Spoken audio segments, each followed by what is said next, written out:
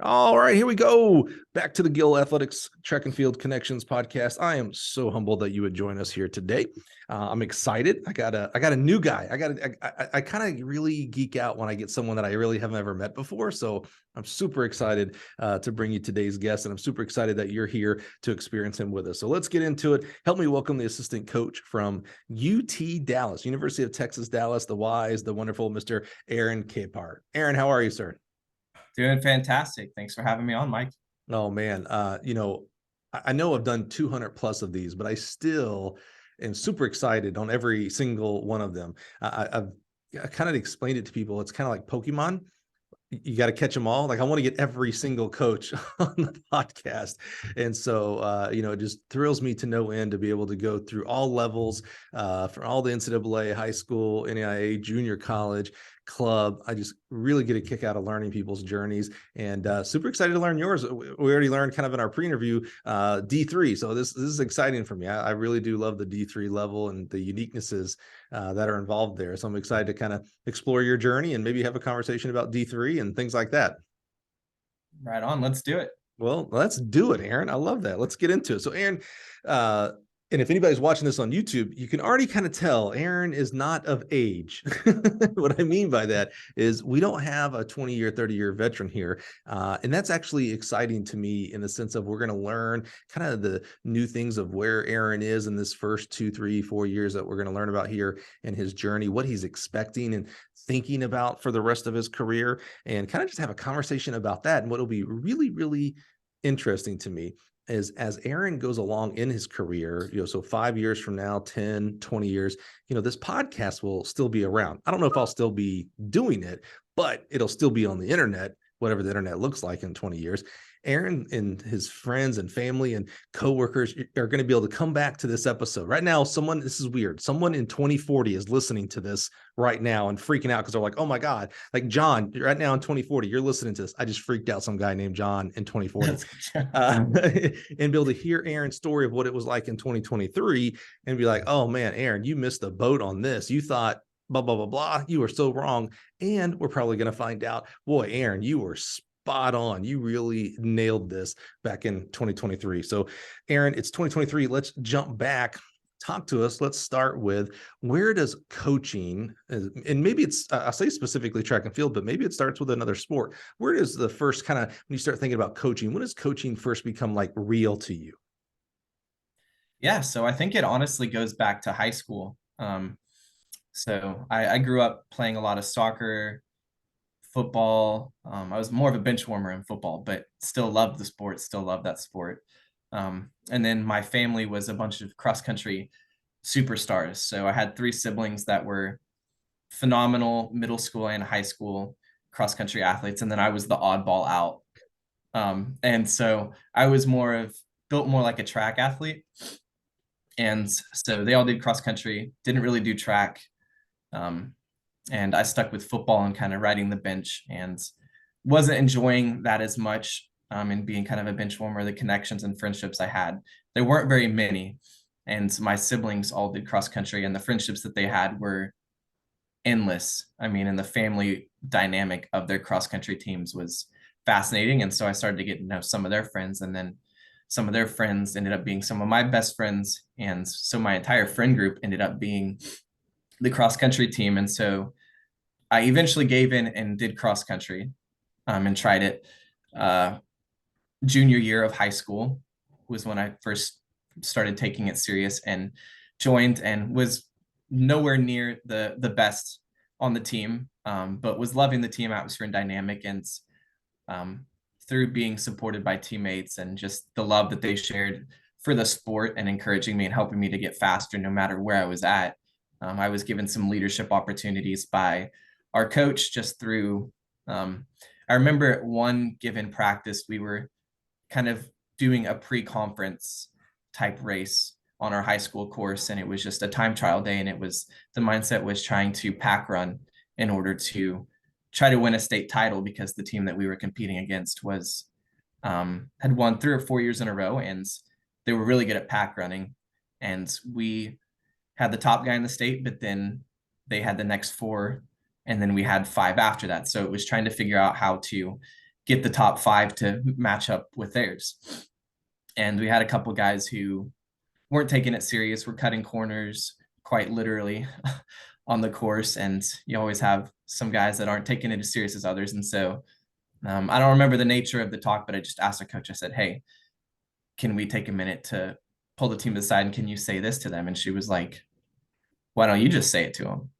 And so she gave me the opportunity to kind of give a speech to the guys. And I got really fired up about it. And the guys got pretty motivated. And the two that were kind of the problems, one of them was able to straighten up and the other one just ended up quitting and realizing it wasn't for him. And so from that moment, there was this amount of respect from the coaches and the athletes that was very humbling to see, because it was just something I was very passionate about, that if I was going to buy into something, I wanted it to be real and authentic. And so I think that was kind of my first glimpse of being involved in the sports world and having a passion for it. And then Well, let's hang right there, Aaron, because what I'm curious about that. You know, leadership is an interesting topic, right? Because there's several different types, and good leadership is kind of hard to describe, but when you see bad leadership, it's pretty easy to see, right? You know, what I'm interested in there, you sort of described. Make sure I heard this right. My words, and you correct me where appropriate here. Now, if this is too harsh of a term, you push back here. It sounded a little bit like maybe you were the black sheep of the family in regards to the distance running, cross country. I'm over here playing football, that kind of thing. And then you decided, I love how you said it. You said, I gave in and decided to try cross country, which I feel like a lot of distance runners and cross country runners have that experience the first time. It's like, I guess I better try it and see what happens. And then, fall in love with it or not. But the way I heard the story there is this is your first year of really doing cross country, your junior year. You have a pre-conference practice where you're working on pack running. You see a couple of guys, squirreling off here. And you're like, man, they really need to hear someone say something about A, B, and C. And so your first instinct, maybe the right instinct, was to go to coach, right? Hey, coach, can you talk about A, B, and C? And I love the coach's response, by the way, of, hey, why don't you? Like, I like that. But what I'm curious about there, so you did it and it went successfully. How, I'm not even sure how to ask this question, Aaron. How do you have the audacity to do that? And usually audacity isn't a negative, right? Like, how do you have the audacity? What I mean by that is, you're still, the scenario that you painted there, you're still kind of eking your way. You weren't the best runner, and not that the best runners should be your captains or leaders necessarily, but you were still kind of finding your way inside of this cross country season. It's pretty far into it if you're doing like pre-conference type stuff. But you weren't the family member, the Capehart, who had been doing cross country for middle school, and it was like, oh man, Aaron, he's on a lot of teams. Like, we should listen to Aaron. What was it? Where did that come from? That had to come from that leadership, that inside, like, hey, something needs to be said, and it needs to be said right now. That comes from somewhere. Where did that come from for you in this very unique situation? Yeah, I think a lot of it came from kind of the mentality that no one was going to work harder than me. And I think that I had just reached a level of frustration with some of the guys who I saw the talent there, and I knew that they were capable of so much more further than that. And comparing it to myself, not necessarily in a, man, I wish I was as good as them, but more of a, if I had that natural talent, I would 100% be using it. And I'm just hanging on and working my butt off, and I'm right with these guys. And frankly, there are moments when I'm right there behind them, and I'm like, the natural talent they have, there's no way I should be this close to them. And so it was challenging each other to be better. And the mentality that the friend group I had, like, they were all fully bought in. And that was part of the reason that I love the sport and the team, is it was going to war for each other every day. And so to see people that didn't seem to be buying into that same culture was something that I was like, if I'm going to be fully bought in, I want everybody else to be able to have that feeling. And at the end of the day, I just want to be able to support everyone and know that that's the mindset of everybody within the team. And so I think that was where that audacity drew from, was not that I want to be better than you or I'm a better person than you, even though you're a better runner. It was I just wanted a team and the camaraderie and the things that I had seen from my siblings, especially within their friend groups and teams for the past 3 or 4 years, was different than what I had seen from some of those individuals. And so it was, if we want this to be a team culture and continue to grow this cross country team culture, that's arguably the most enjoyable culture in all of the sports world, that you don't want to allow that negativity or that laziness to spread within a culture or a program. Yeah, agreed. And I appreciate you stepping up for that because, as you know, especially maybe now, that could have bred out and destroyed the team, and never come close to reaching potential. You mentioned being on the football team, and you sound like you still kind of have a lot of passion for that sport, and I do too on the college side. Did you ever experience that on the football side? And if not, what kept you from showing that? I have to imagine you showed a lot of um, watch what I do leadership, whether you were, you called yourself a bench warmer. So whether you're on the field or not, you still did practice. And I bet coach said, hop, you hopped, and, you showed like, oh, okay, Yeah. this is what a good, player, or what a good teammate does. But did you ever find yourself or want to find yourself in the situation of being a vocal leader on the football team? And if you didn't act on that, what stopped you on the football side where it didn't stop you on the cross country side? Yeah. So a lot of it was, I was younger during football. So I did football 7th through 9th grade, Mhm. and then took a gap my sophomore year of high school just to focus on academics and really straighten things out and realign things. And I think that that was part of what helped with that growth, was having a year off to be able to just focus in on everything else going on in life and kind of the growing and the maturing and determining what I wanted in life. And on the football side, I think it was harder because I was one of the younger kids, and I was kind of one of the back end kids on the roster. And so I was putting in the work, but when it came down to it, um, there were actually a couple guys on the team that called me Rudy, because when it came to a lot of the drills, I was either Rudy or the human tackling dummy. And so anytime that they wanted someone to do a drill and they needed a body on scout team or anything like that, I was one of the first people willing to jump in there, but I was the one getting smoked into the ground. And Hmm.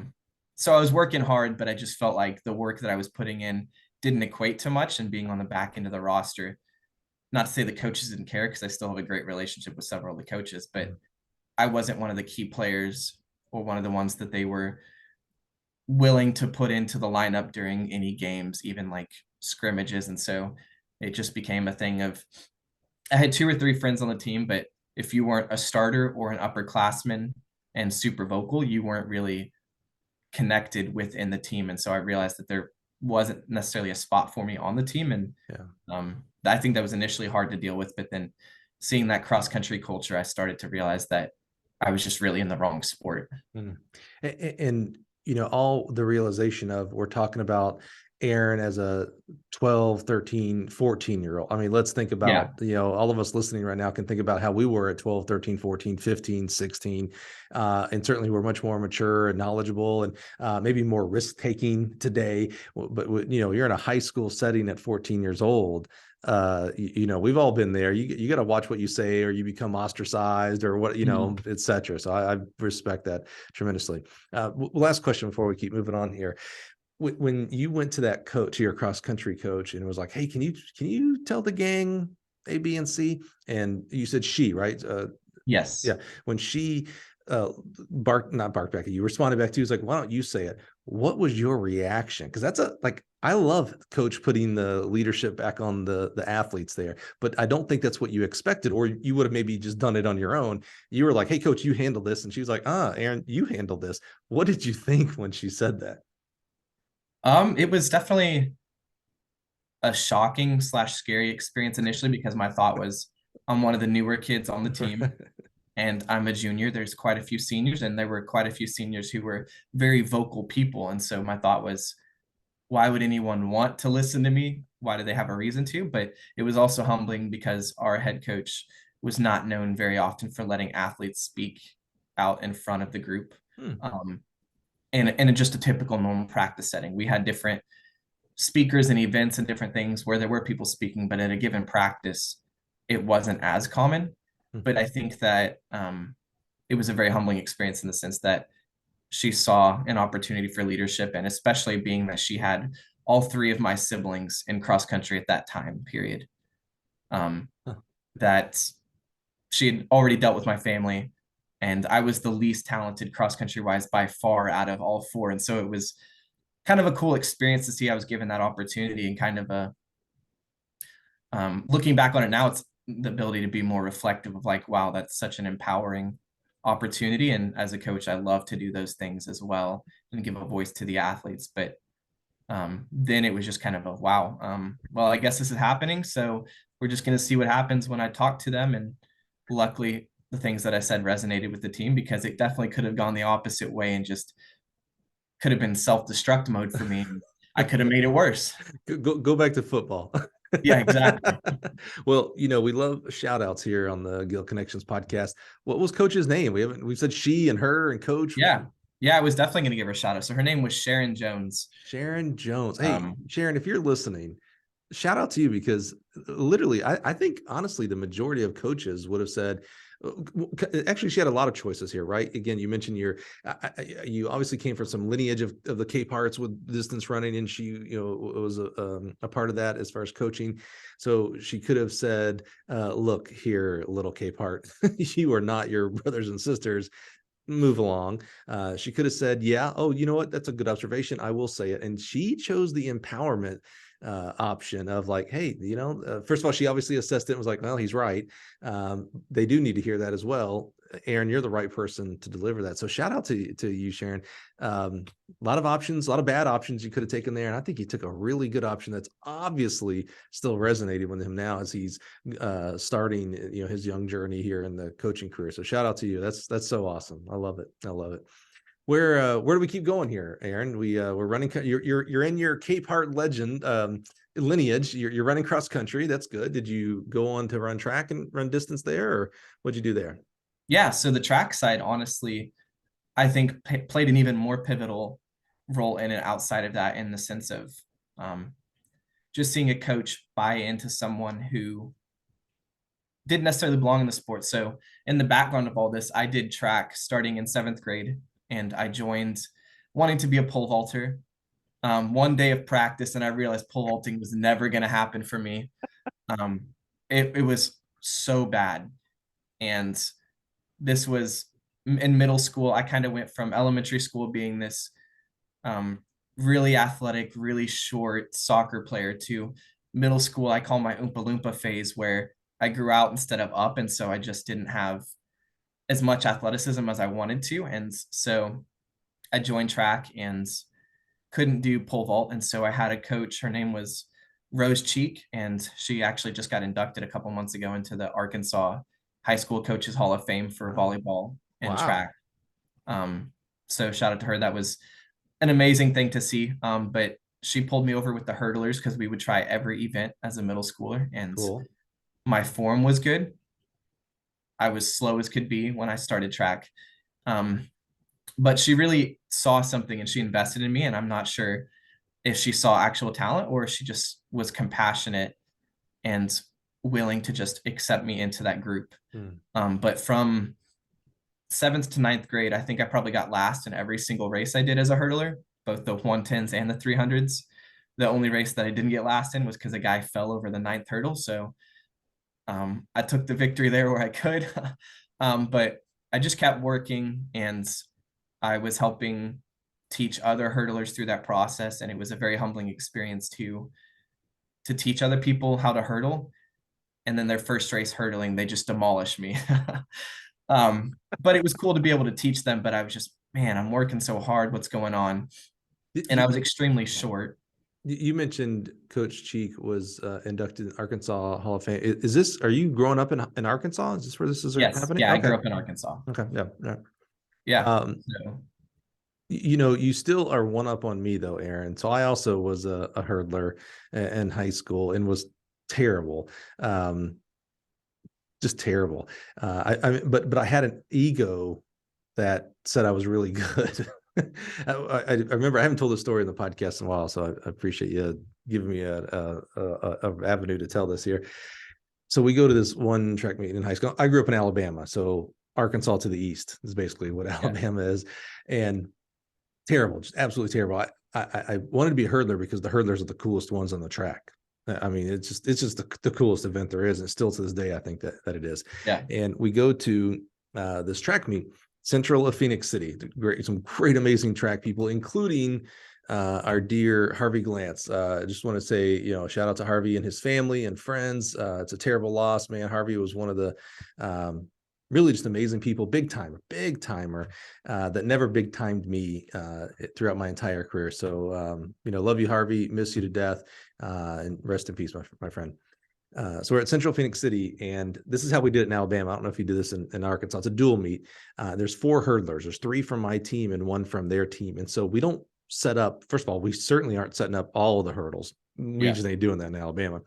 We ain't even setting up 4 lanes. We're setting up 2, and we're going to run 2 heats of 2. And so, yeah. So this means one of my team is running against his person, and then the other 2 from my team will run against each other. And so the coach comes over and he says, hey, out of you 3 guys, which one of you is the best? And I'll race you against my kid. My kid's pretty good. Now, I found out later, pretty good meant he was the state champion the year before. This is before the internet, so I had no clue. I didn't know who this guy was. And had already signed a scholarship for Middle Tennessee State University, which, it's a pretty good program there. And so I am not out of those 3 hurdlers, I am easily not the best. I'm definitely a far third, but I found myself raising my hand. Which one of you is the best? Psh, me. I'm obviously the best. I can't. I wish I could picture what my other 2 teammates' faces were, because they had to be like, "What what? You're like, okay, bro. Good luck." And so I still haven't seen the other hurdler yet. He comes out from I don't know, out of the mist. And he's like 6'4", like spider legs. I mean, just like the perfect, like what you would, if I say, hey, Aaron, draw the perfect high hurdler, you would draw this young man. So the gun goes off, and there's no heroic story here. He demolishes me. He might have been 2-stepping, Aaron. That's how good he was. I am 20-stepping. Okay. I mean, I'm in between each hurdle. I'm jumping, I'm not kidding. I probably took 7 steps. I was terrible, Aaron. Terrible. So his teammates are on the side yelling at me, just stop, just give up. And I'm yelling back because I have time. I'm spending a lot of time in between each hurdle. I'm yelling, shut up, so he kills me, right? Well, we go to the 300 hurdles, and same scenario, 4 hurdlers. We're going to run 2 heats of 2. I'm going to get my revenge on him because I had also run the half mile. And so I have endurance. I mean, you know how funny that is now as a coach, right? But as a 17-year-old kid, I thought I was genius. And so gun goes off, and obviously, 300 meters versus 110 just means he has way more time to get way farther ahead of me, right? So, I race, and, I can't even call it raced. I finished, I got done.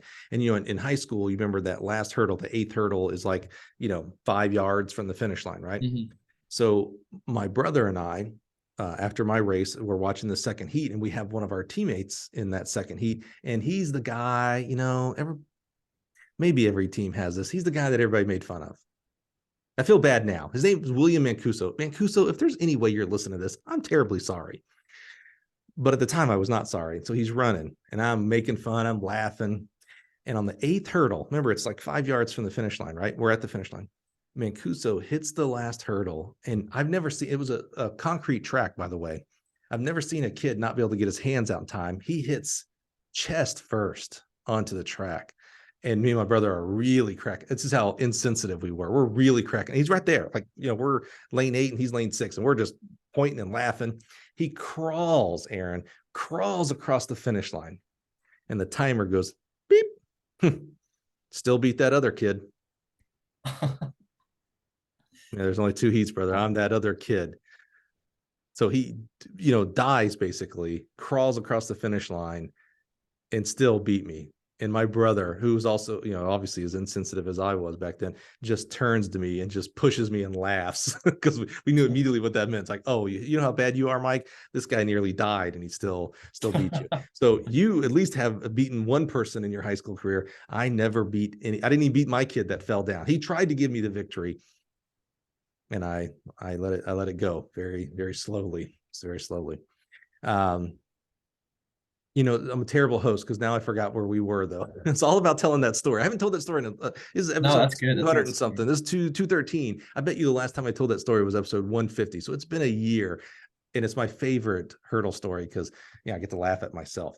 So you're hurdling, you're helping others learn how to hurdle. You kind of got some form down, so you're kind of like when coach has to go away to do the relays or something, you're like, hey Timmy, flex your trail leg and things like that. Do you understand at that point that you're kind of coaching, or is it just like, oh, I'm a teammate, this is just what teammates do?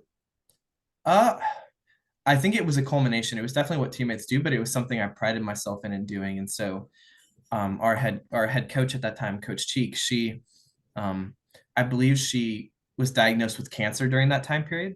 And so she was going through chemo. So she was only there once a week or so. And so there wasn't a lot of help. So we had a volunteer coach step in. So I took off sophomore year of high school and I grew 10 inches during that time period. Whoa.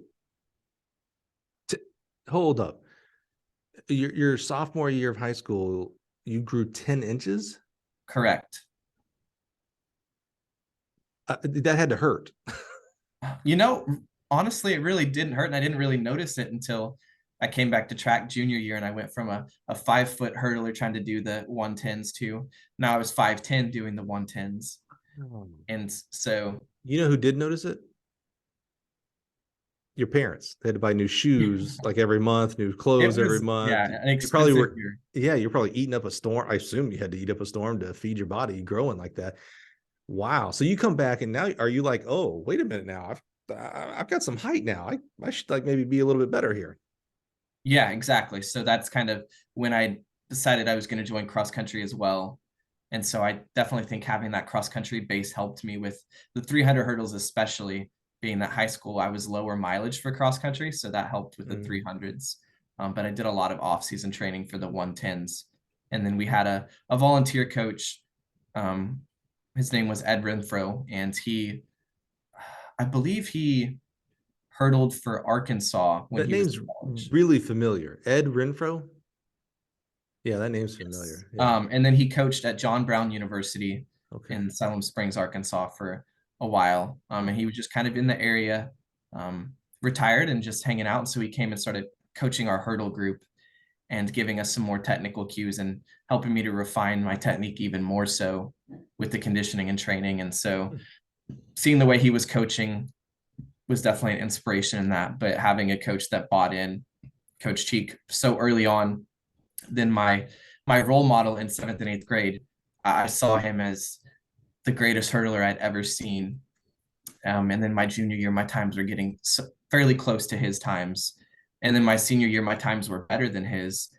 And I didn't get to set any school records because most of those were set in the 90s and they were extremely fast times. And I would never have hit those times just with my peak for athleticism was below that. But some of the faster times that had ranked in the school's history. And so it was kind of humbling to see that my role model, I was able to run faster times than him. And yeah, he was like 6'3", so hurdling was a oh. lot easier for him. So 5'10" me, it was an enjoyable experience, but just having a coach that bought in so early and then having cross country, that leadership, those two things combined going towards college, kind of my mindset was that I wanted to be a PE teacher and then coach track and cross country like my high school coaches had done. So first of all, another side story. I was just at the Nike Outdoor National Meet, and as I'm at the gate for my airplane to come home, so on Monday, I see a young man and his dad. They've got track on, so obviously they were down in Eugene, and so I just started talking to the kid. I'm like, oh, what'd you run? And he ran the 100-meter dash. I'm like, cool, how'd it go? He false started, so that kind of sucked. But he was telling me he's from Arkansas. And he goes to the same school that Wallace Spearman went. He goes, oh, wow. Yeah, he goes, so I'd like to set the school record, but Wallace Spearman has that school record. And I was like, oh, yeah. Hey, there's nothing wrong with being second in your school history, man. That's okay. There's nothing wrong with that at all. So what you mentioned you want to go to college and be a PE teacher and coach like your other was. So what about influence of your parents? Were parents teachers or bankers or business owners? What influence did maybe they have at you at this point going on to the next level? Yeah, so the biggest influence from them was just the support that they had for me and all my siblings athletically, but I think a big part that helped was that they were um, very hands off in the sense of Mhm. looking at collegiate in the sense that they were like, pursue what you want to pursue and do what you want to do, but be smart about it. Because my dad is a electrical engineer. He builds circuit boards and um, does design stuff for like treadmills and a lot of different things. So very hands-on techie guy. I suck at the sciences and maths. Once you start adding letters in with math problems, I'm out. I don't think that should ever happen. I don't think that should happen. Yeah. And then my mom was a substitute teacher for about 15 years while we were growing up. She paused her degree because I was the second to be born, and I was the straw that broke the camel's back in the sense of she couldn't handle having two kids in school. So she just took a break to raise us. And then once my last sibling got into high school, she went back and finished her degree. Good for her. Wow. And now she does transport for veterans for dialysis appointments and a bunch of things like that. Uh, Wow. she loves driving. She loves people and helping people. So it's literally the perfect career for her. So she'll Wow. be on the road 15 hours a day, just talking to veterans and being able to transport them to different appointments they need to go to. So that's, Wow. You talk about servitude. Holy cow, man. Shout out to her. So where did you end up going to school, and did you end up running track there? yeah. So that's where my journey gets kind of crazy. Oh, now it So gets crazy. yeah. You grew 10 inches in 1 year, but now we're gonna get crazy. All right, Yeah. let's hear it crazy. So I attended 4 universities during college. Okay, that's a good start. Yeah. Mhm. So I bounced around all over the place. So um, the one thing that I admire about Texas, which this will be kind of probably a separate point later, is that compared to Arkansas, the amount of prioritizing recruiting and the college experience is a lot higher here than it is in Arkansas. So I had one college coach talk to me during my high school career. Um, Technically two, but my hometown university didn't have track. They only had cross country at that time. So it wasn't an option for me because I wanted to hurdle in college. And the one school that did talk to me, the coach saw me at the state cross country meet, which was kind of funny to me because cross country was not my sport. And Right. I was able to finish second for our team. But that was a weird year where we didn't have a ton of talent and we got smoked at state. Um, but he recruited me. And so my mom should have listened to my mom a little more. I tell her that to this day now. With this first school, she was like, it's a really small school, accreditation and everything you got to be careful with. And so I ended up going there for a semester. 2 weeks before semester starts, I grew up in the country, cutting wood, splitting wood. So I was doing some extra work, splitting some wood for my neighbor to make some extra money for college. And I cut my foot with a chainsaw 2 weeks before fall training was supposed to start. Like Um, cut a toe off or something, or no, I just kind of cut into my arch. Luckily, the chain was a brand new chain, so it didn't do any jagged cutting. It was just a straight cut, oh, and they were able to stitch it up pretty well. guess there's good news, huh? Yeah. Um, so that was kind of a terrifying experience going into training, and I Well, so I just you did this a lot. So what did you do that you made this kind of big of a mistake? um I think there was just a big pile of smaller branches, and I think I put my foot on it to prop it down. And I don't really remember what happened after that, other than feeling my foot was a little warm and looking down and being like, this is a problem. And luckily, my mom was, by the grace of God, my mom was still there Yeah. and she was raking something up for me. So I told her, we need to go to the hospital right now. And she looked down and she's like, yep, let's go get that fixed. Yeah, let's go. I'll do the driving. Yeah, I mean, we're both very fascinated by the medical world. So neither one of us were freaking out, but it was more like, what does this mean for my future Mm, for athletics? And so luckily I didn't get my scholarship pulled or anything. mm, My coach was very committed to, if he gives a scholarship, he's going to keep that scholarship unless you do something character wise mhm. that merits it being pulled. And so that semester was just kind of being Healing. patient, being on crutches, kind of just being a supportive teammate. Yeah. And then I remember getting my first pair of Hokas, and it was an experience to be racing in trainers like that felt like they were 5-pound shoes each. But I was able to race a couple of 8Ks, which high school 5Ks were fun to me to train for track, but racing 8Ks, I quickly learned was not my specialty. A little different animal. Yeah. But the coach, fast forward to December that semester, he called me because we had created a pretty good connection with him and his family, and let me know that he was no longer going to be coaching there, that he was going to leave the university because of personal reasons and philosophy reasons. And so he stepped away. So with that, he was kind of the only reason I went to that school. And I realized that that wasn't really a good way to set myself up for success by just going to a school primarily for the athletic reasons, which has definitely helped with the way that I recruit now and knowing what not to do. Right. So I went to a community college for a semester and worked full time while I did that, while I looked around for schools, and then ended up at University of the Ozarks, which is a small school in southern Arkansas, and was there for 2.5 years and had 2 head coaches there while I was there. Isn't Ozarks isn't that a unique school? Like no one pays for tuition, everybody works or something like that? So that's College of the Ozarks. So that's the one in Missouri. So they get confused all the time because it's called College of the Ozarks as well. Okay. Right. But it's a pretty small school, kind of in the foothills of Arkansas. Okay. And it's like 20 minutes from Arkansas Tech University and hour and a half from University of Central Arkansas. So pretty good area, outdoorsy. Made some good connections there.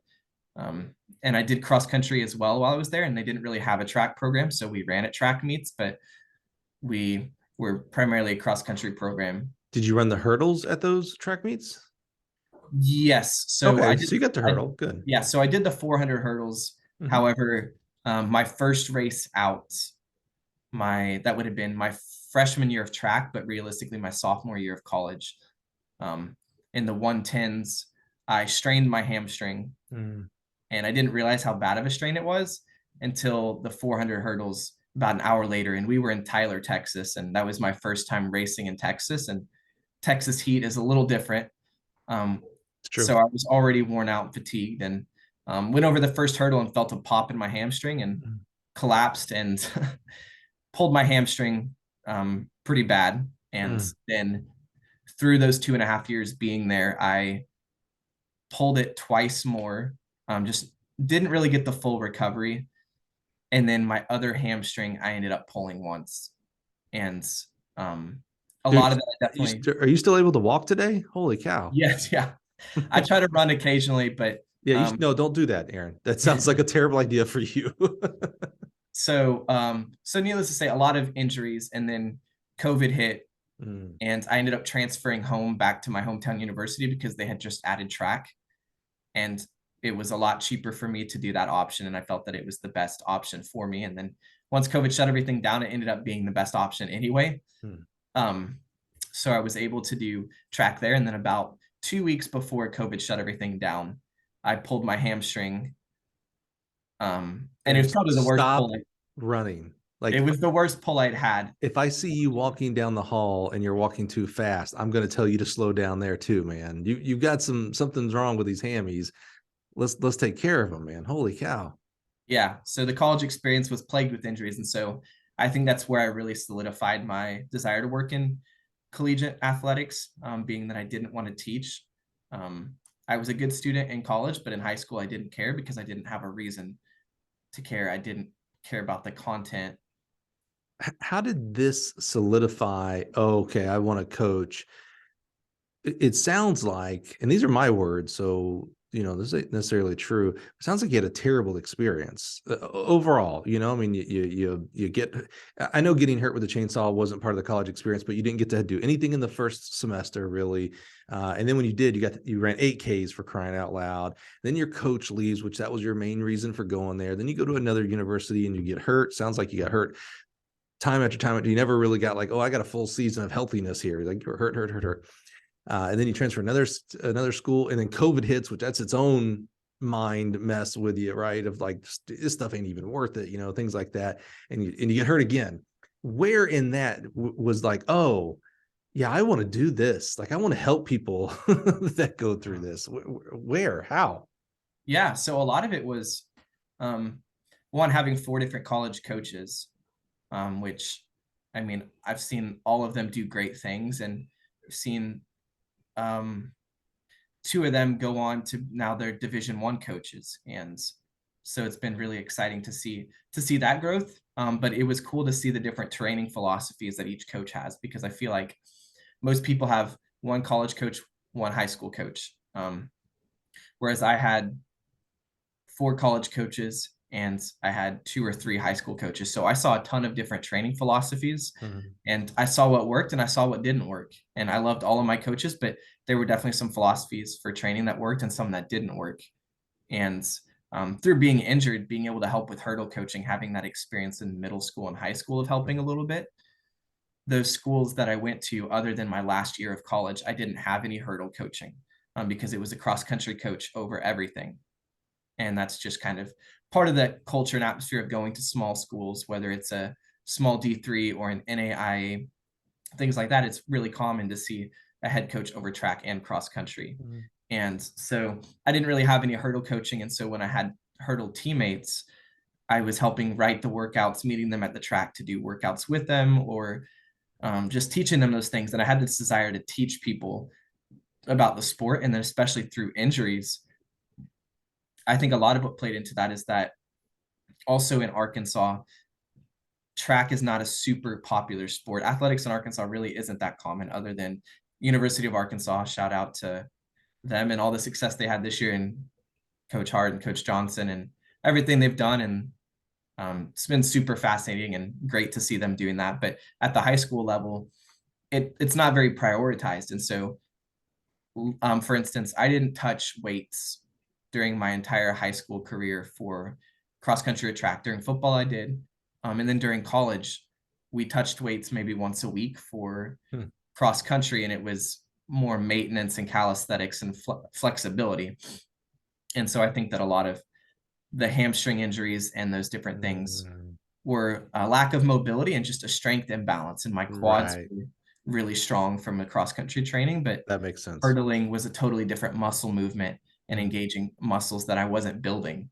And now with being at UT-Dallas, the things that we do with the strength training is what I was looking for within a college program, and being able to coach those things and make sure that those injuries and things aren't happening. So for me, it was just seeing, I can't compete, I can't run, but I can control the attitude that I do have with it, and helping others be successful. And it was more rewarding to me. And I think this was a big part of it for me, was when it became more rewarding to see an athlete hit a PR than for me to hit a PR.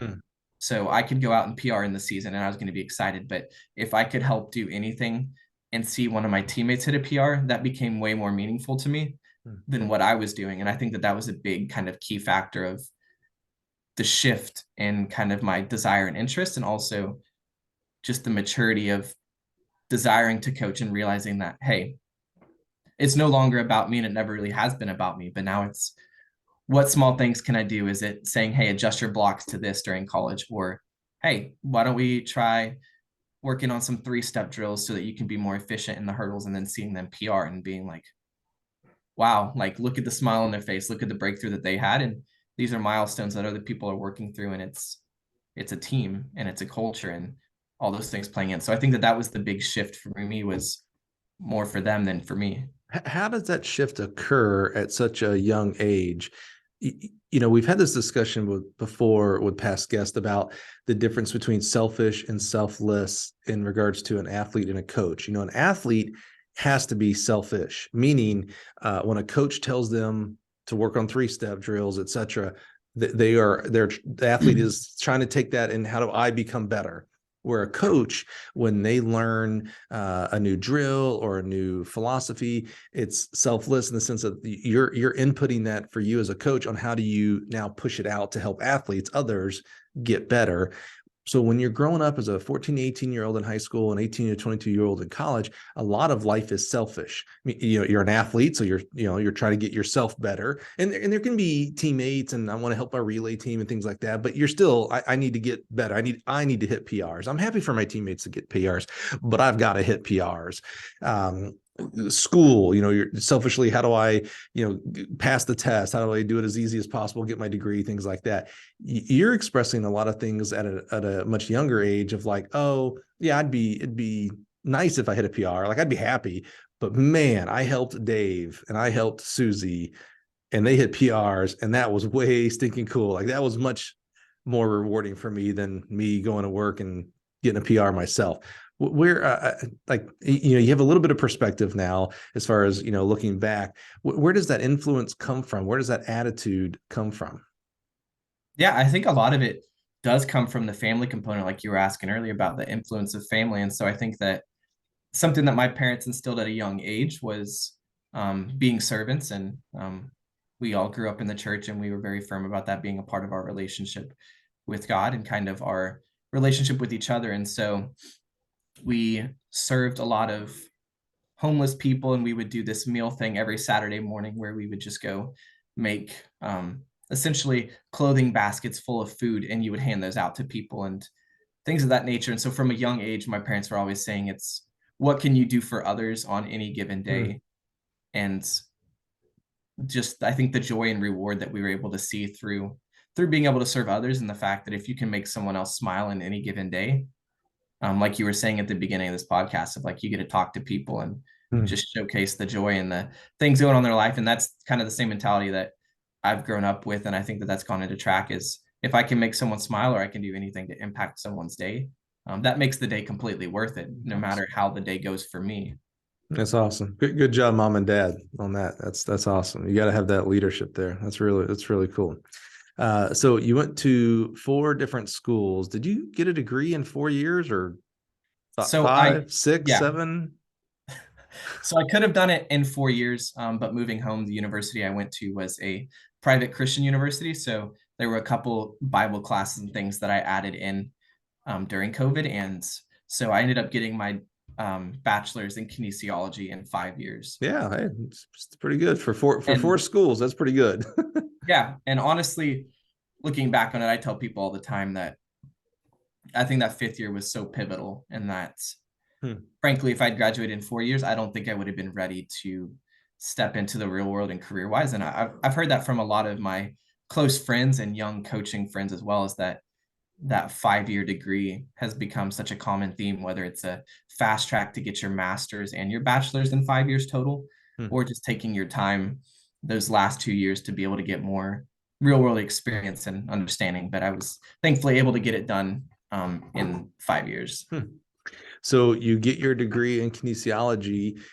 You through this amazing, crazy is the word you used, and I think you nailed it there. College career, you've been able to get that done in 5 years. That solidifies, like, I want to be a coach. What was your first step after you graduating in, let's call it May or August, depending if you went through a summer season or something like that, summer semester? What was the first, like, how did you start that journey of becoming a track coach?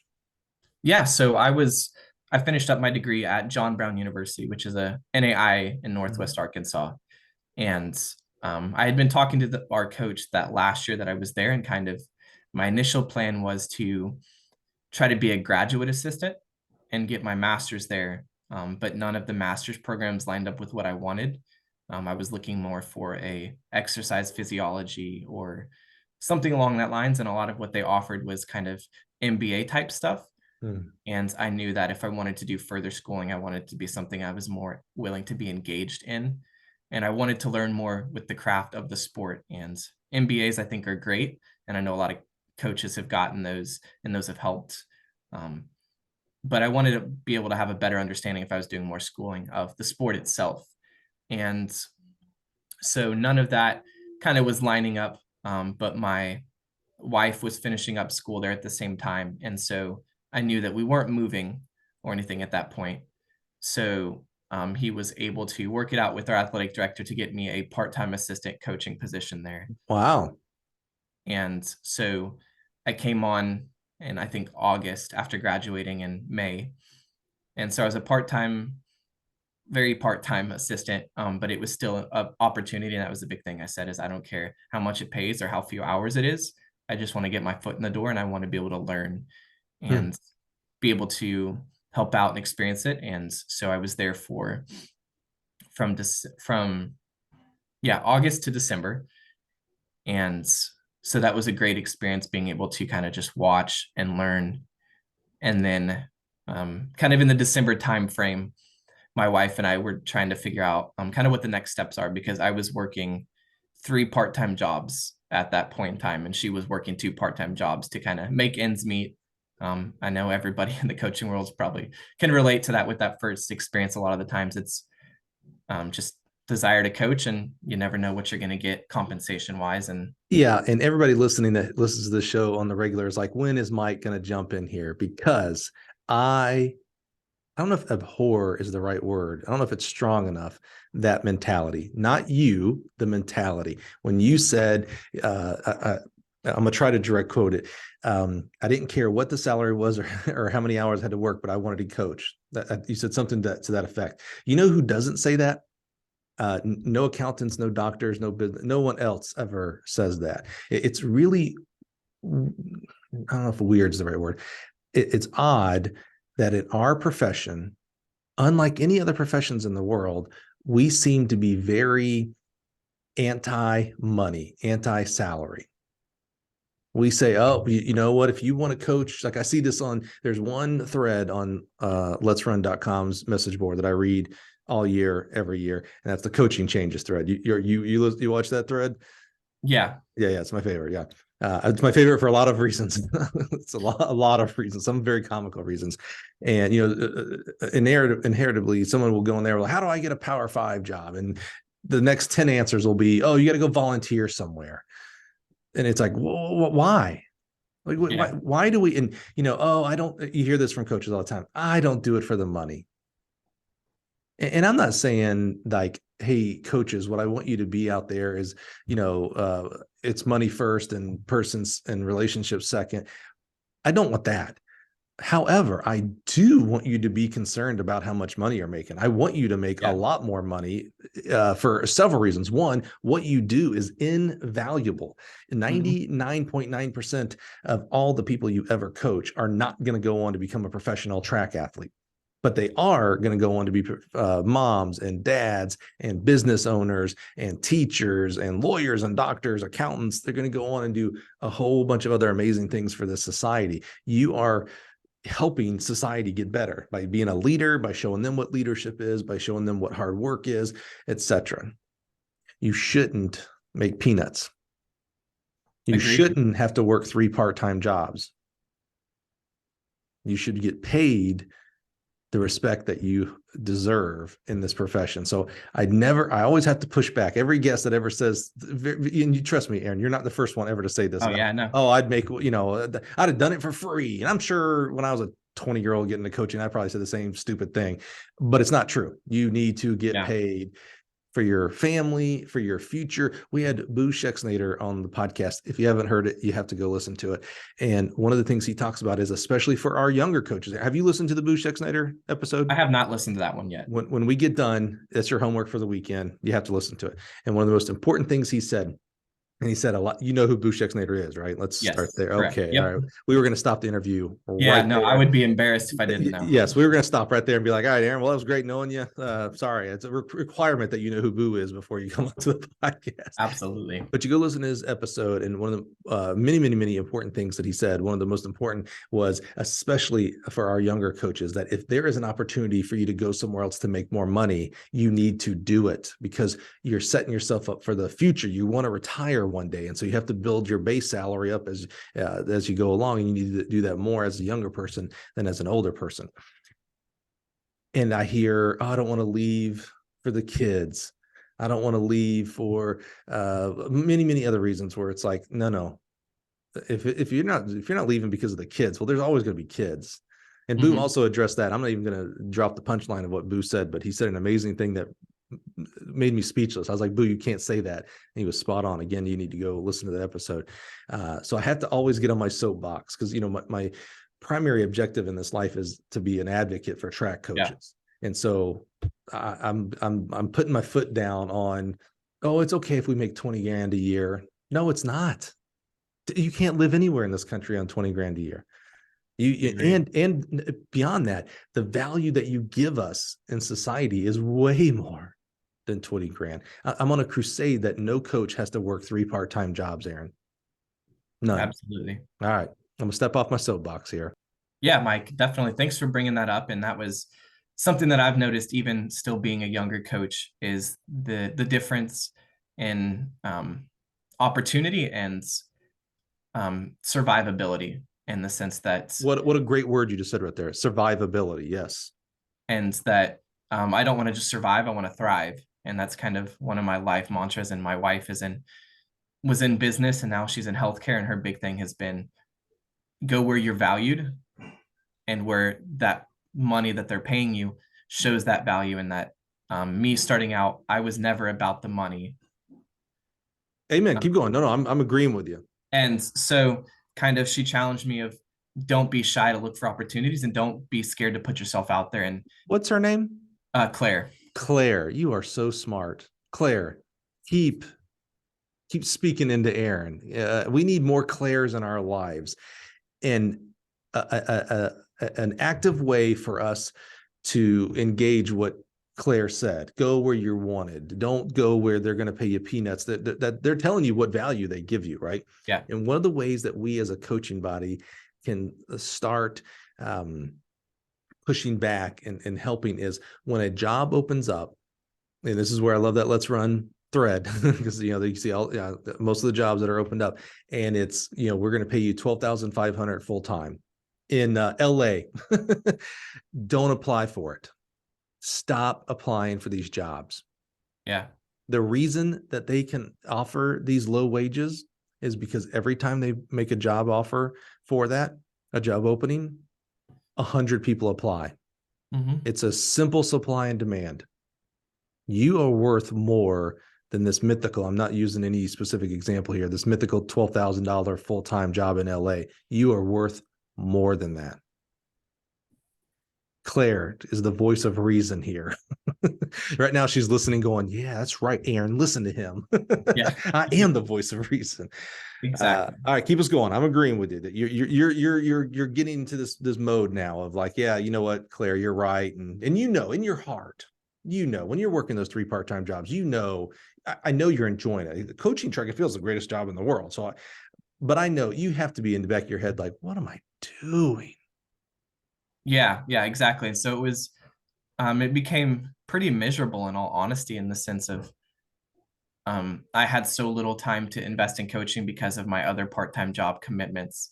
And like you said, I mean, it's based off of the money talks, and the amount I was being paid for with the coaching. A lot of days they would get to where it was only like equated to about 12 hours a week. And so they're like, well, you don't need to come today if you don't want to, because you've already hit those hours for the week, and we're not going to pay you more. And the other part-time jobs, it was just kind of a cycle. And so my wife was looking for areas to do business and get more involved, and she had connections in Dallas. So she said, like, do you have any connections in Dallas? And we competed in the same conference at University of Ozarks as UT-Dallas did. And so I just cold called the head coach while I was on a vacation that December. And or no, it was probably earlier than that. It was probably actually the October and November timeframe, now that I think about it. And cold called and said, hey, I'm looking for an opportunity. I know you guys were in our conference. Are you doing track? Do you have any opportunities? And they had actually just added track that year before, but they'd only had 2 track athletes. The rest was cross country. Mm-hmm. And they had never gotten approval to hire an assistant coach until probably about 2 to 3 weeks prior to my phone call, when they had been given the approval to put up posting up for a position with USTFCCA. Mm-hmm. And so she's like, well, we're about to put a post up for the position. You'd have to apply for it. But just kind of talk to me about, like, what type of things would you do? And very nervous phone call, because I was like, I've volunteer coached with high schools, and I did one cross country season where I just drove 15 passenger vans to the different meets. I didn't really do any coaching. And so that was kind of the process for that. And then it was just kind of looking at other jobs, and I didn't really see very many that the pay was reasonable, or that I felt like was a good opportunity for me as a younger, newer coach.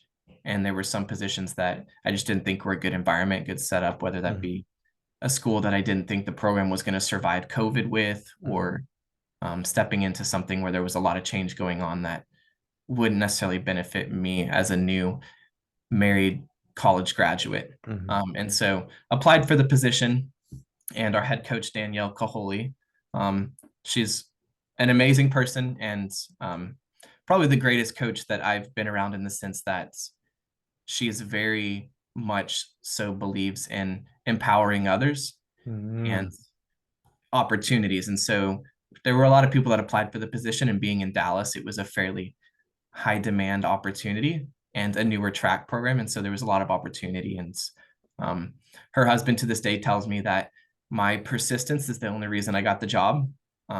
I called and texted so many times asking about it, because if we were going to move, I was like, I need to figure out an apartment situation. And if I'm going to start in January and this is November with the housing market right now, like that's not a lot of time, but I was very persistent. And then when she was at the track and field and cross country convention in Florida that December, would have been 2 years ago, she then called me back, and I was sitting on my couch, and the tone of her voice, I thought for sure I was about to get you didn't get the position. Thanks, And but no so, thanks. yeah, I was like, whatever. And then she tells me like, it's yours if you want it.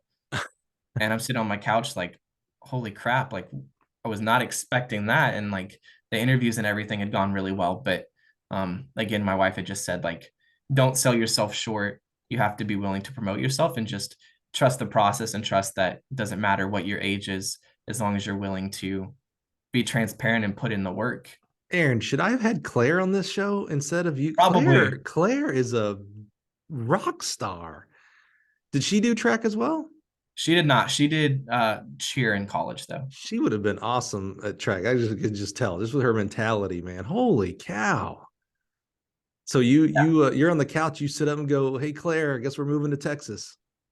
Yeah, she was in the living room and she heard it, and she was kind of just pumped my fist in the air, and she had a smile, and she was like, well, looks like it's start time for me to start applying for jobs in Texas. And so that was the weirdest part. And then we ended up, I was working, so I wasn't even able to come down, but she came with her mom and checked out some different apartments, townhomes, things of that nature. They found one they liked. We signed up for it. I had never visited campus or anything, so the moment that we moved here was my first time being in Dallas. Mhm. um, saw the campus a couple weeks later. So I went through the whole interview process and everything, and just kind of saying, um, it's about the people for me. I'm a big people person. I don't care what the school itself looks like, as long as it's got a good education and good people. And so that was a cool opportunity. And then being able to just dive right in. And then Danielle was very, very gracious to just kind of say, okay, I know you're an assistant, but I'm coaching distance. We need someone to take over this track side of things. So you're the assistant, but I want you to take over the track side and Mm. start writing the workouts. And she just fully entrusted it with me from day one. And it was a terrifying Mm. opportunity. The first day, our first athlete that walked up, frankly, he looked probably 15 years older than I did, full beard. And he said, hey, are you the new coach? And I was like, I'm Yes, going to sir. die. I'm going to die. Like, this kid is massive. And so it was a very intimidating first day of like, these kids look older than me. Welcome Are to they gonna, Dallas. yeah, are they gonna respect me?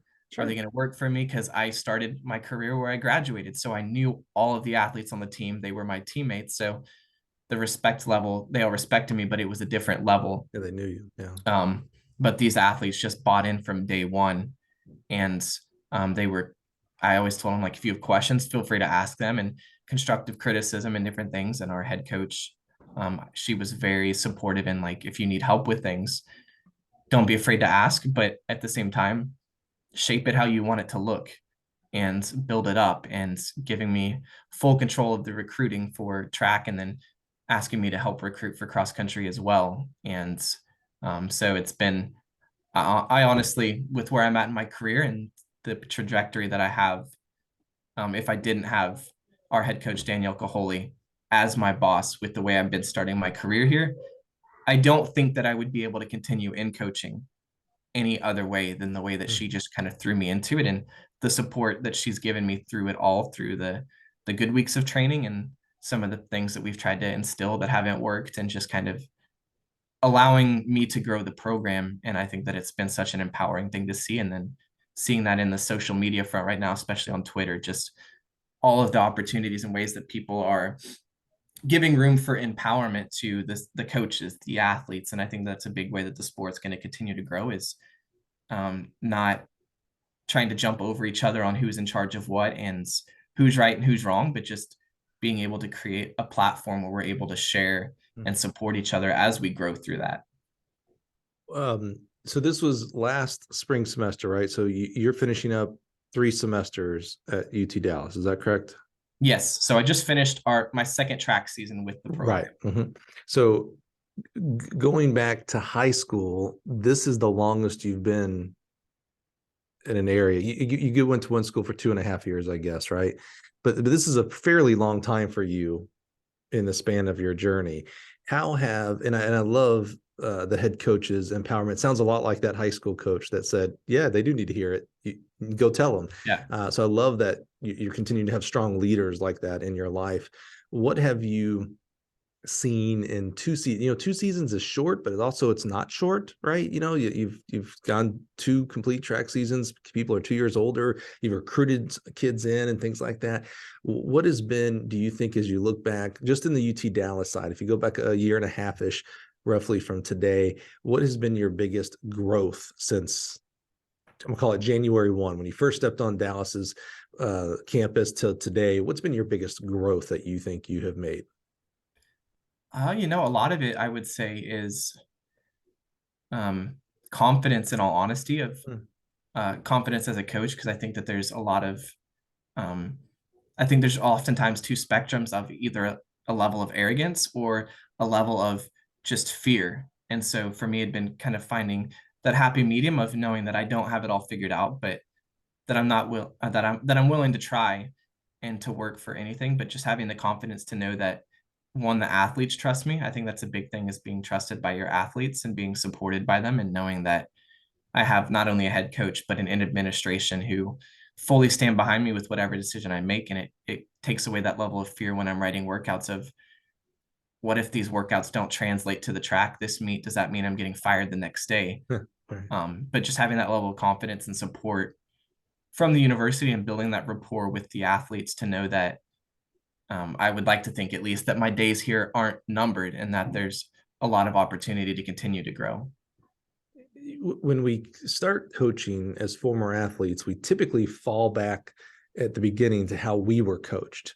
And you made a great example about the many coaches that you've had in your career. You've learned a lot of things to do and have learned what maybe not to do, specifically in whatever specific example you're in. Like what works here at UT-Dallas may not work at a next place, and vice versa. What are you doing as you continue now in this very early stages of your career for coaching education? So one, coaching education, what I'd call informal, is what you've done by observing your college coaches. I assume maybe you're talking to your head coach about, hey, how do you deal with this on the distance side, those kind of things. And then there's the formal education, the USATF, USTFCCA, Altus, et cetera. What have you been doing this past 3 semesters for coaching education for you? Yeah. So a lot of it, like you said, I think is just learning from, um, a lot of it, I think, can come for coaches from watching the athletes, simply put, during workouts and seeing what works and what doesn't work. And I think that that's often. Is that true? I'm going to use your math analogy here. If I stare at a bunch of letters and numbers, as a non-math guy, I really like the way you describe that by the way, where you're like, that shouldn't just even happen. Why are letters in there? That's supposed to be English class. But I can stare at a math book. I can stare at very complex math formulas that are answered, I don't know, just by observing and writing numbers on the side of like, okay, 5 plus 5, that I figure out math. I think you need to have a teacher like Yeah. teach you, or a much smarter student next to me going, hey, tell me, why is this X in here? What does that mean? So I don't know that I'm pushing back on here, but Yeah. so No, that's good. this is I'm the host, so you just gotta get stuck with it, all right? So I don't know that that's really true by seeing what the athletes, that if it works out for the athletes, because an athlete can I've seen this. Very bad coaching can occur with an athlete and they can still PR. Yeah, absolutely. Okay. So So I'm pushing that. I don't believe that works. So what else? What else are you doing there? Yeah. And what I meant by that more realistically is not on a day-by-day basis, like you said, any given day. But I think retrospectively, part of what you can do as a coach is reflecting on the season and the different things through Okay. the different cycles and Mhm. periods of training, Mhm. and what works or what not, what doesn't work. But I think a lot of it comes from the influence of other coaches. And I think that social media has become a big part of that, in all honesty. And I can't stand social media outside of the coaching realm, but within track and field, especially, I think that there's a lot of great things that are shared from different coaches. And there's a lot of opportunity to learn and to see through some of those discussions on Twitter back and forth between coaches and the training things that they're doing and the things that they share. For example, like you have things like the hurdle calculator and things like that that are shared through those networks, and being able to network with the individuals for those things, and um, finding people to network with, whether it's mentors or people to just have discussions with on what works and what doesn't work, bouncing ideas off with our head coach of, hey, I've been trying this. Do you think that this is something that's effective, or are there other ways to do that better? And being able to be open-minded, because I think that the moment you close yourself off and say, this is my training philosophy and this is the way it's always going to be, is the way you really limit yourself and your athletes. And so I think being open to changes in the way that things work, I think that that's been one of the best ways informally. And that's something that I'm working to do, as especially as a younger coach, is to continue to find opportunities for mentorship. So I've reached out to several people, um, and still kind of waiting back to be able to connect with several people from a mentorship standpoint, to be able to learn from them of what worked, what didn't work, training philosophies, but also how to balance the work-life balance and things like that. So that holistically, as a coach, each aspect I'm able to perform at a higher level through seeing real world experience from others as well. Something that you mentioned that I've heard several times, and you never know. This is why it's important. I think sometimes when you get I'm gonna take that word sometimes out there. I think it's important for when you create a philosophy of your life, whether it's a position, a posture of servitude or gratitude, or I think you should always invest in your 401k, whatever, things that you believe are important. I believe it's important to say those things over and over and over again in different ways, and including to the same people. So like people, for me, if you follow, you're fully in my world now when you talk about social media, that's where I live, and specifically on Twitter. Somebody could easily come to me and say, Mike, you say the same crap over and over and over again. You say thank you to coaches, gratitude to coaches, you deserve more, yada, yada, yada. And I'd say you're true. You're right. And the reason I keep saying it is because not everybody's taking it to heart. I got to keep saying it because it's going to hit someone differently in a different way, Yeah. based on where they are in their life and their posture, et cetera. So something you just said that has been said to me and probably has been said in the coaching circles a million times hit me something a little different. So I'm going to ask as a question, and it might be rhetorical, honestly, for Aaron, someone like you in your age and stage where you are. You said, and again, everybody would smash the like button. They would say this is true. You said, I believe that once you think your system is set, and so I'm no longer learning, like you're toast. I'm paraphrasing now, but you're like, that's just not right. You should always be learning, etc. And I've always heard that, and I've 100% agreed. I'm a big education person, right? So I would have said, of course, yeah. Till the day I die, you should be learning, continue to learning. But then I wonder. I look at people like a John Smith, a Brooks Johnson. Oh gosh, the guy that's coaching at Atingmo and Sydney right now. It's embarrassing. I can't think of his name. Mouse Holloway. I think of guys and gals like that, and I go, they've got a system pretty worked out, and they've got a system that's pretty proven. Are they really at this age and stage continuing to learn? Are they really continually going, oh, I saw this Chris Parno guy do this with his hurdlers. Maybe I should look at that. I don't know. I know you don't either. I don't believe you know either. That's why I say it's not me just a rhetorical, like maybe this is a good conversation to have over in Twitter. Maybe I should put out a tweet about it and start the conversation that way. But I just wonder, like, I think those coaches, the Brooks, Bobby Kersey, there it is, John Smith, etc. I think they have a set way of maybe coaching, Like Yeah. quarter mile, I've heard, I think it's Bobby Kersey says, if you can't run around the track, you can't run the rounds in the 400 and stuff like that. That would go against my type of coaching philosophy. I was not a big, we're not doing quarter repeats and stuff like that, but I know that is an important, big philosophy for some coaches. So I wonder, it's like, oh, he's not going to stop doing that today at his age and stage. But I do believe that he is going to coach a Sydney differently than a Ting Mo and differently than some other quarter mile, not necessarily based on their PRs or et cetera, or their background, but on their maybe personality and possibly physiological makeup too, right? I think that probably makes sense too. But like, hey, Sydney needs more of these and a Ting doesn't. And if I made her do it, she would hate track. And well, if she hates track and hates practice, she's not going to get better, Yeah, I don't know. I'm kind of riffing here a little bit here, Aaron, but it just made me wonder when you said that, it just hit me different. It was like, yeah, of course. And it's like, wait a minute. Do I really expect Bobby Kersey to change right now? Something that's been proven at the highest of levels? I don't know. We might have to discuss that on social media. But you, for sure, you are still this mound of clay. You are still being developed. Who Coach Capehart is today is not who Coach Capehart is going to be, hopefully tomorrow even. You're going to continue to get better every day. But 5 years, 10 years, 20 years down the line, are you doing any formal coaching education? Have you done any USATFs, CFTFs, CCCAs, et cetera? Yeah. So I'm working on a lot of those things this summer. So this last year I had a lot more going on with moving to a new state and adjusting, so I wasn't able to get as much formal training in.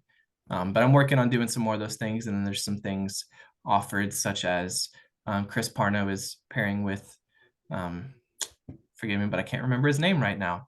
But they're doing a hurdle seminar. Justin Wickard, it's the guy that did that hurdle calculator that you Yes, mentioned yeah, earlier hurdle as well. calculator. Mm-hmm. And so I'm going to be signing up for that and doing that and different things like that I think are great opportunities. And I have a lot of the cool thing about USTFCCA is that on their website as well, they have a section where they have all of their PowerPoints from different symposiums and clinics. And so I have each week I try to pull up 2 different ones and then break down and go through all of that. And that's just the PDF, not the video of it, right? Yeah. So those are the PDFs. There's a couple that I have the videos of from when I did some certifications during COVID. But for the most part, a lot of it is breaking down the PowerPoints and just kind of seeing the different philosophies and training, which does become harder at times when they have their certain jargon on there and you didn't hear it live. So as I'd say, I don't know how effective that really would be, right? Because I mean, if you're doing PowerPoint right, you don't have a lot of words on there. And you brought up another great point. They have their jargon, and it's like, what did he mean by this 3LS? What does that mean? He or she mentioned it, but you're not seeing the video. Yeah. What about like who you ever watch that game show Who Wants to Be a Millionaire, and they give you a lifeline, right? Like, I can call someone to help me out. Who's your lifeline? Who's someone out there that you've created a great relationship and you're like, oh man, you know what, I can't when I get stuck or frustrated, I call my buddy Susie and we talk it out. You have one of those yet at this age and stage? Really, our head coach is kind of the main one right now. Sure. So, but yeah, that's something that's a goal of mine, and that's part of my hopes with being able to have exposure like things like this with your podcast, is being able to find more of those relationships. And I know I've talked to Chris Parno via Twitter, and he's been one that I've been reaching out to awesome. recently to try to set up a call. Have you listened to his podcast? I didn't even know he had one. I know he has the his Gill Connections podcast. Oh yeah, I have not gotten to listen to that one. That one's the next one on my queue. Good save. But he also does. He sends out an article. I'm trying to remember what it's on. Yeah, a newsletter. Yep. Yeah, a newsletter thing. So I follow along with that. Good. But yeah, so I'm excited to try to talk with him and learn more. But I know he's been doing some training with one of his athletes who's hoping to make some relays for the Worlds. So right now I'm kind of giving him his space and opportunity to do that, and just enjoying watching his Twitter and kind of the things he's sharing about the progressions he's making with her. Yeah, he's doing a great job. What do it's always interesting to me where someone is in their career, because everyone's different. When you're 10 years, I coached for 10 years. Where I was at 10 years was different than 5. And, we've had some amazing guests who've had 20, 30, 40 years of a career. You're so, like I said, you're still that moldable clay. It's so interesting to me of like, oh man, like you're not, no coaching experience. You're not that. You've had some, but it's like, oh man, we can look back at this podcast in 5 years and you're going to be like, oh my gosh, look how much has changed in 5 years. And you can't predict any of it, by the way. You can say, oh, in 5 years, I'm going to be at such and such type of university. That's all. You're just whistling in the wind, buddy. Yeah. You can never predict because it's probably going to be even greater than you can even imagine, honestly. But as you start to look at kind of your crystal ball here and give me some predictions, what do you want to get out of this career? When you think about all the things that people have poured into you, from your high school coaches, your college coaches, your current head coach, who sounds like an absolute rock star herself, what do you hope to be, when you look at 10 years, 20 years down the line, not necessarily like where, I want to be a head coach, those kind of things. Like, what kind of coach do you want to be? If I were to ask an athlete of yours in 20 years, tell me about Coach Capehart. What kind of coach do you hope that they describe? Yeah, I mean, a lot of it, I want it to be a very relational career. So with my college coaches, I still have great relationships with them. So that's something that I strive for, is being able to be someone that, as our athletes continue to graduate wherever I may be, that they know they have a connection and opportunity, someone to reach out to as a friend. Um, and also just helping to build and mold people. I love the athletic side of things. It's vital to coaching, obviously, to have athletes. But I think the even bigger part is just helping to form and mold good people. Like, I'm fairly young, so I know there's a lot of coaches out there, and I hope to be molded and continue to help be shaped by other coaches as well. And I hope that to be the same way for athletes, and career-wise, be able to have, whether it's at a retirement party or, not to be morbid, but even a funeral, just to have a lot of athletes there that their lives were impacted, and that um, their families and the kids they're raising are able to know who I was, and not my accolades or anything, just who I was as a person, to be supportive in all the stages of life. And so that's the biggest thing to me, I think, is just supporting the athletes and who So they are that as people. you're talking about legacy when you talk Yeah. about how many people show up to my funeral, right? How many wedding invites do I get? Those kind of things. That's real legacy. And the description you gave there is very life altering. Like, oh man, if I didn't have Coach Aaron Capehart in my life, I'm not sure where I would have been. Those are the kind of descriptions that you gave there. So what are you going to do between now and then to get there? What are some things that you think you need to improve upon? What are some things that you need to happen to you? Could be winning the lottery. That'll be life altering for a lot of other people as well. What are some things that you think like, oh man, I know I need to continue working on this. I know I'm going to need to have an X or a Y. What are some of those things that, to hit this very lofty goal? I love that you have that as like a legacy life goal, but okay, now you got to work towards. It's not just going to be handed to you. Yeah. So what are some of the things as you self-reflect that you think you're going to need to happen between now and then?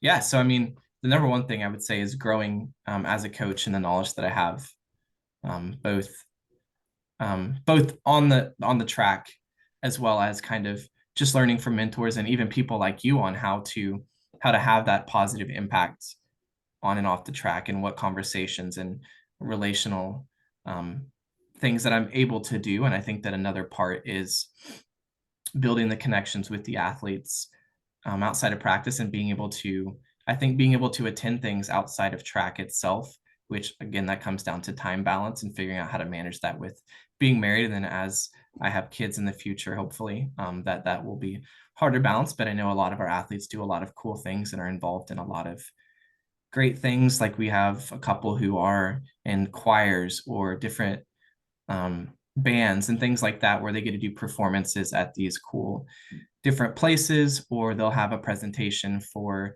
something that they're researching regarding cancer or stem cells that could be that could change the science community as we know it, and things like that. And so my goal, I think, is to be able to be supportive through those things as well, and to be able to yeah, just be more involved in the athletes' lives. And I think that something we do with our program right now that I think really helps with that I want to continue to grow is that during our warm-ups, we have our normal set of warm-ups that will continue to alter each year. But after we do warm-ups, we have about a 3 to 5 minute segment where if athletes need to add any additional warm-ups or stretches, whether it be hamstring sensitivity, they want to add something in, things like that, they have those opportunities during that 5 minutes.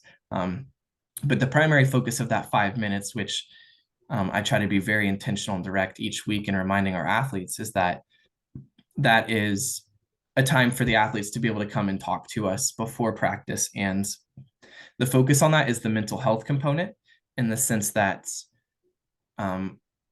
we recognize that for athletes, there's things going on in life outside of track, and there's a world bigger than track. And that directly corresponds with the way that athletes perform. And so during that period, I always say, if you have something good, really good going on in life, share that with us so we can celebrate that with the team.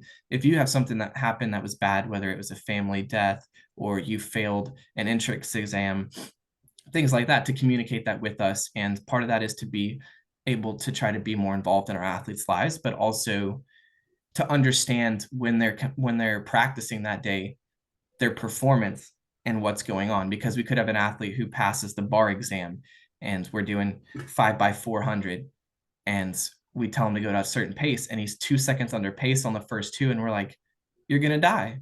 Well, he may be riding this high where he's capable of doing that for the workout, whereas we may have a girl who lost an uncle and we're trying to do a workout and she's not hitting her splits at all, not even close.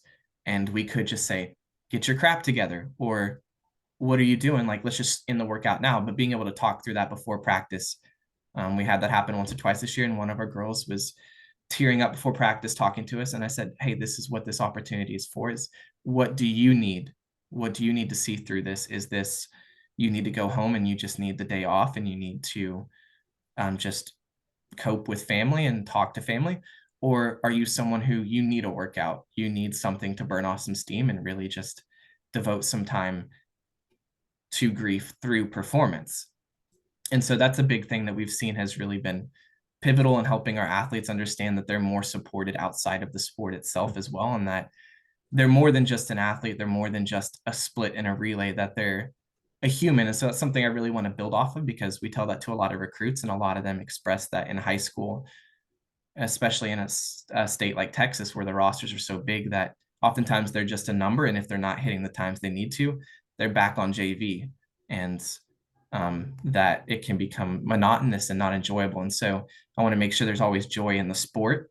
And I think a lot of that comes from being relational and allowing the athletes to see that, that they're human, and that there's a lot of things that pour into the performance that they have.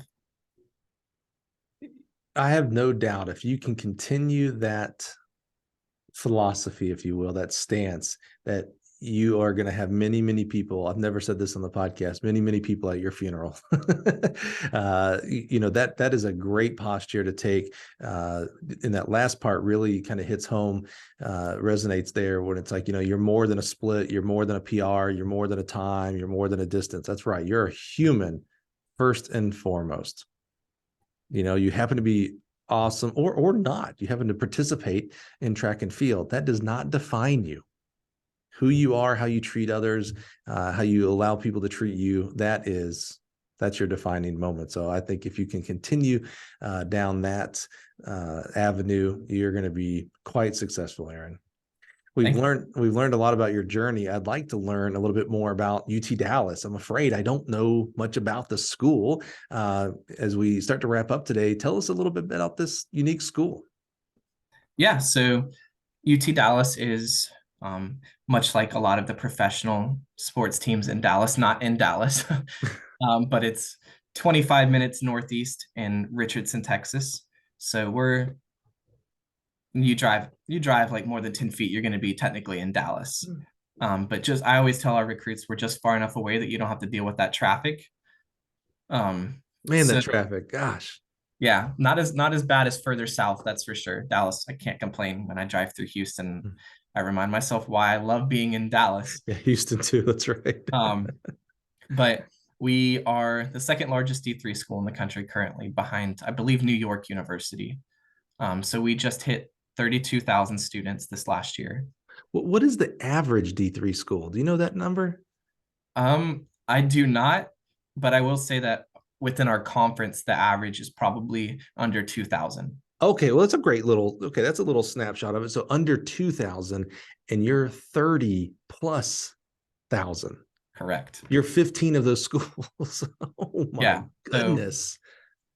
very unique structure, and a lot of that comes from the fact that we started as a graduate school in the 70s. We were founded by Texas Instruments. So if you've used a graphing calculator, that's Texas Instruments for you. And then we added 4-year degree plans when we were bought by the University of Texas School Systems.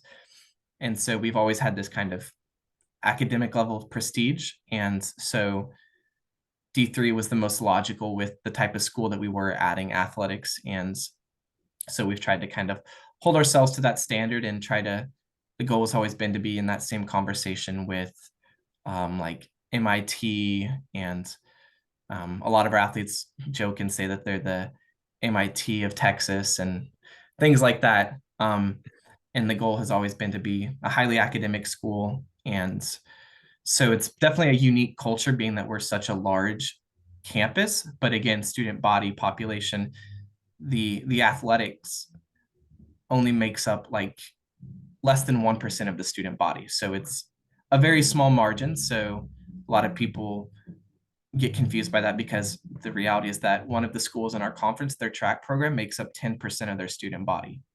Holy cow.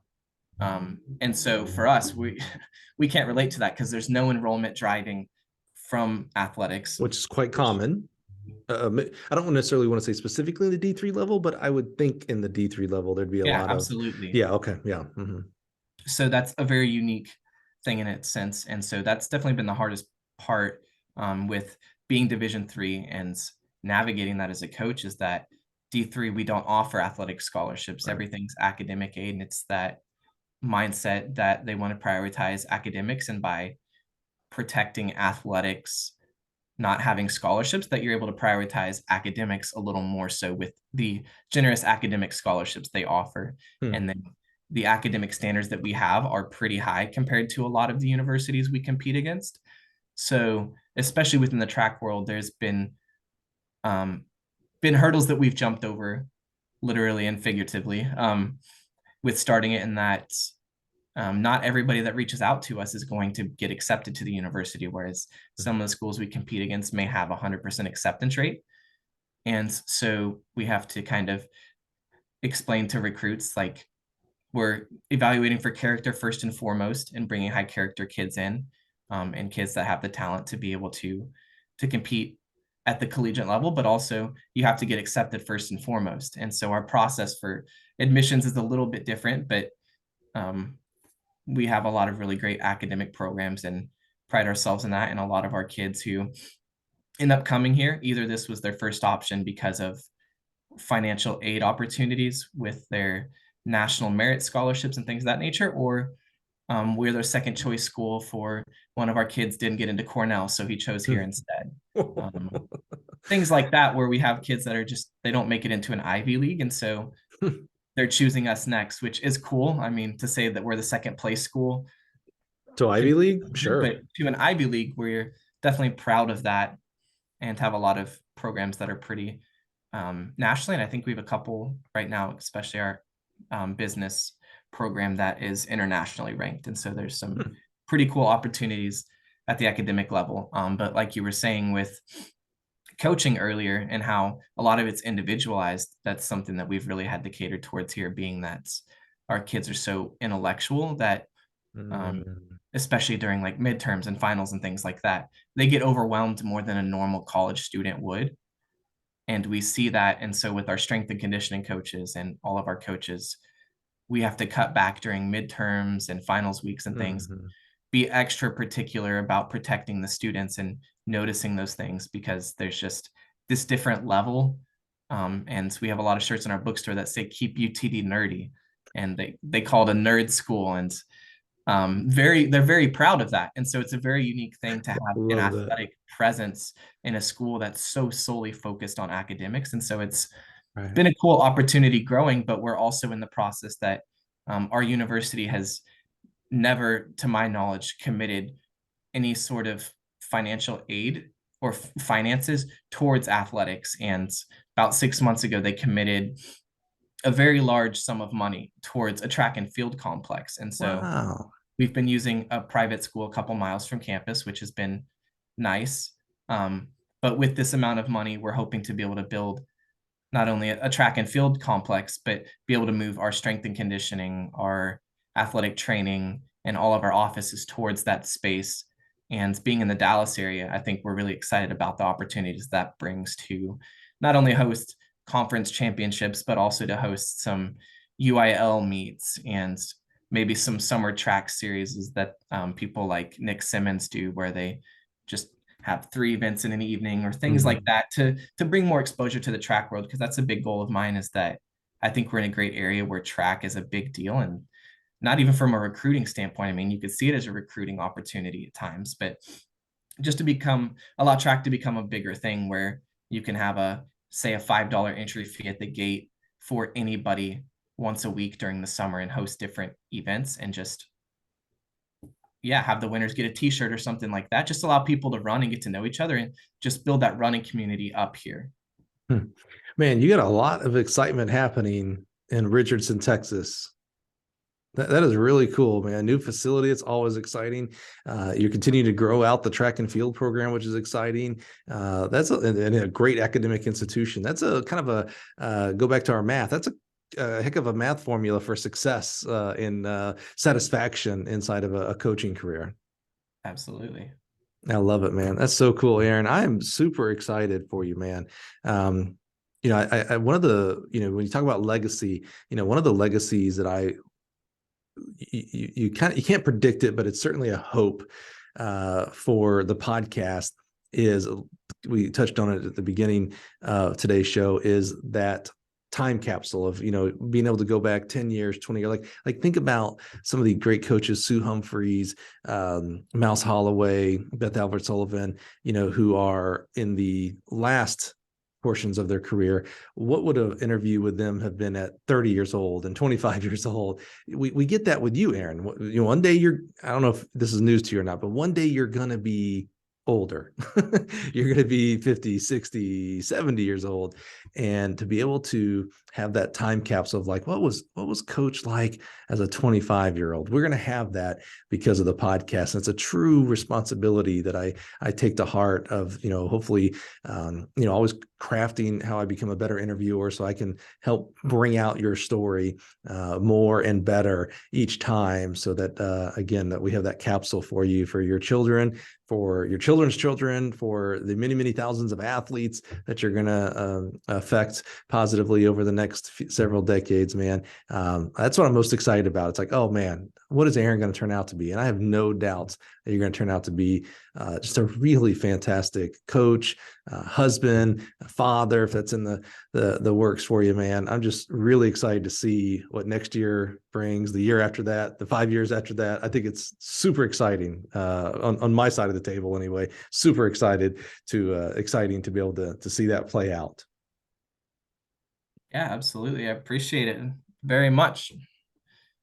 Well, I'm really grateful for you, man. Like I said, I can't wait to see what happens next. Your journey, while short, is super. I like the word you used, crazy. That's a cool word to use for you right now. It's just the craziness that has happened over the past 5 years through your college career, and then now getting into coaching, man. So, just so grateful for your time. I know it may be summer, but I think the email you sent to me yesterday was recruiting never stops. So I know you're busy, and I'm just so thankful that you would take time out of your busy, crazy schedule and join us here on the Gill Connections podcast.